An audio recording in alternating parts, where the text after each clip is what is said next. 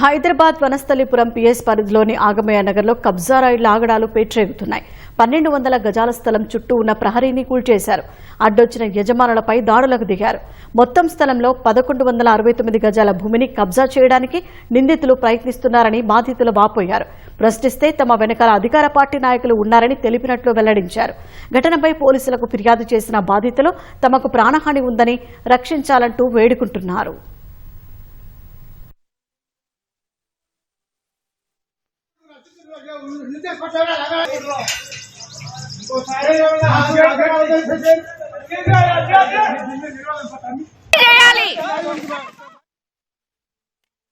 మాకు injection order ఉంది court నుంచి, వేరే నాట్ టు ఇంటర్ఫియర్ అని.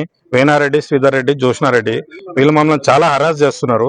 ఈ వేనారెడ్డి అనేట ఆయన కాంగ్రెస్ లీడర్ అంట. అది చెప్పి మమ్మల్ని బెదిరిస్తున్నాడు. మేము ఒకటే రిక్వెస్ట్ చేస్తున్నాం, వాళ్ళకి ఏదైనా ఉంటే లీగల్ గా కోర్టు నుంచి రావాలి, కానీ ఇట్లా మందిని తీసుకొచ్చి మా మీద దాడి చేసేసి మమ్మల్ని చంపేస్తా అని బెదిరిస్తున్నారు. మేము ఇట్లా హరాస్ చేస్తున్నారని మేము లీగల్ గా పోయి కోర్టుకి పోయి డిగ్రీ తెచ్చుకున్నాం సార్. ఇది డిగ్రీ తెచ్చుకున్నాక కూడా మేము పీస్ఫుల్ గా ఉన్న తర్వాత కూడా మందిని పంపించి ఇట్లా కూలగొడితే ఇంకా మీరు ఏం ప్రొటెక్షన్ ఇస్తున్నారు సార్ మాకు? మేము రిక్వెస్ట్ చేస్తున్నాం సార్, మా లైఫ్ కి థ్రెట్ ఉంది, ప్రభుత్వం నుంచి మాకు ప్రొటెక్షన్ కావాలని కోరుతున్నాం సార్.